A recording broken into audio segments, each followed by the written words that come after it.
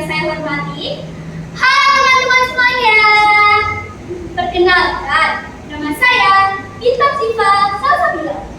Pada kesempatan kali ini, saya akan menceritakan tentang Sundaiku Dahulu. Karya saya sendiri. Baik teman-teman, yuk kita mulai.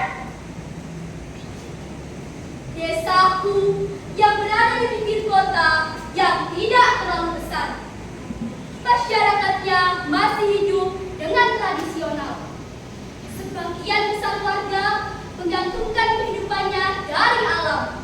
Ada yang bertani dan ada pula yang mencari ikan di sungai. Nama kampungku Sumerejo. Di sebelah selatan kampung Sumerejo mengalir sebuah sungai yang cukup besar. Airnya jernih. Namanya Kali Cemoro. Banyak batu-batuan yang menjadi tempat persembunyian berbagai jenis ikan. Badut, lele, kutu, dan banyak jenis ikan lainnya yang dapat ditemukan di Kali Cemoro. Pendek kata, Kali Cemoro adalah habitat asli ikan endemik dari Jawa Tengah. Pak Parman adalah seorang warga desa Sumerejo. Istrinya bernama Rumah. Mereka memiliki seorang anak lelaki yang bernama Bagas. Keluarga mereka hidup dengan sederhana, dengan menggantungkan kehidupannya dengan menangkap ikan di Kali Cemoro. Ikan hasil tangkapan itu akan dijual ke pasar oleh Rumah. Bagas sering ikut Rumah menangkap ikan di kali. Jika sedang tidak sekolah, kadang mereka memasang jaring, menjala, dan memasang sejenis bumbu untuk menangkap udang sungai. Sepulang sekolah, Bagas sering mandi di kali bersama teman sekampungnya. Mereka mandi di kali di bagian paling dalam dari Kali Cemoro. Mereka menyebutnya Kedung Bunder. Biur! Suara air diikuti tawa ceria anak-anak. Hampir semua anak kampung Sumerejo mahir dalam berenang. Bahkan mereka berani terjun dari tebing batu di Kedung Bunder yang tingginya hampir 10 meter. Saat menyelam, Bagas sering membuka matanya. Dalam air, dilihatnya ikan-ikan itu berenang seperti penari Sleepy yang bergerak abu. Siripnya bagaikan selendang menari yang menibaskan sambutnya. Pagi itu, desa Sumerejo keempat. Bapak, ayo ke kali. Bagas berlari-lari sambil menemui bapaknya yang sedang mengadu jala ikan di ember rumahnya. Apa tole kok malu-malu?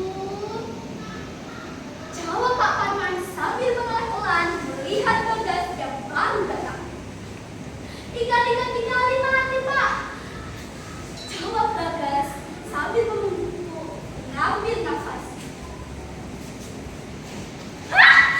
Kenapa mati? Jawab Pak Parman sambil berdiri bergegas ke kali. Tidak tahu, Pak. Tiba-tiba saja ikan banyak mabuk kemudian mati. Bagas menjelaskan sambil mengekor di belakang bapaknya melalui jalan setapak menuju ke kali. Sesampainya di sana, sudah banyak orang yang sedang mengambil ikan yang terapung mati di kali. Mereka bergembira bagaikan petani yang sedang panen raya. Pak Parman juga mengambil ikan-ikan itu. Meskipun dengan perasaan bingung mencari sebab mengapa ikan-ikan itu mati. Hari itu, Pak Parman berhasil pulang membawa ikan yang cukup banyak. Hampir 25 kilo yang Pak Parman bawa pulang. Demikian, hampir semua warga desa Sumerejo membawa pulang ikan yang banyak. Hari itu mereka panen.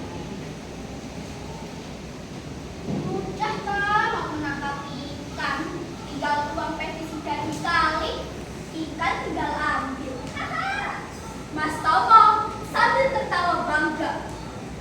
Sejak saat itu, warga mengambil ikan dengan pestisida. Ikan makin sedikit. Pak Parman jadi makin sulit mengambil ikan dengan jalan.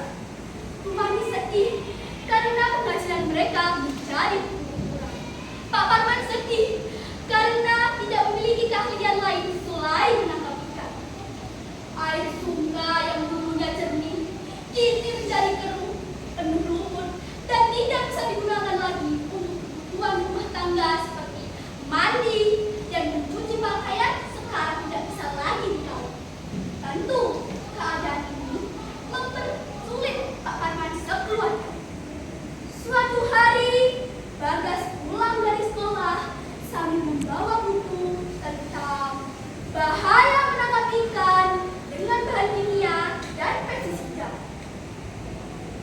Bagas membaca buku itu berkali-kali. Bagas pun tahu bagaimana bahaya menangkap ikan dengan bahan kimia dan pestisida. Bagas pun mengumpulkan teman-temannya. Ia mengajak teman-temannya menyampaikan kepada orang tuanya tentang bahaya itu. Menangkap ikan dengan pestisida memang mudah, tetapi pestisida tidak bisa memilih ikan. Besar, kecil, bahkan sampai bentuknya pun ikut mati.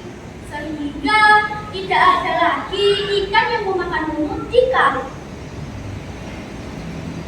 Pantas, Halina jadi penuh lumut. Ya, benar. Kita harus mengembalikan sungai seperti dahulu. Seru yang lainnya. Mereka pun sepakat untuk menemui Pak Lurah. Ada apa bapak-bapak? Kok datang berbondong-bondong ke balai desa? Pak Lurah menyambut mereka dengan ramah. Pak Parman menjelaskan masalah mereka dari awal sampai akhir dengan sejelas-jelasnya. Baiklah, saya akan melakukan ini ke dinas terkait untuk meminta bantuan benih ikan untuk ditebarkan di kali. Jawab Pak Lurah dengan solusi yang terbaik. Beberapa bulan kemudian, datanglah Pak Lurah dengan rombongan dari kabupaten dengan membawa beribu ekor ikan untuk ditebarkan di Kali Cemoro. Sejak saat itu, masyarakat sepakat untuk tidak menangkap ikan dengan bahan kimia dan pestisida. Air sungai kembali jernih. Ikan-ikan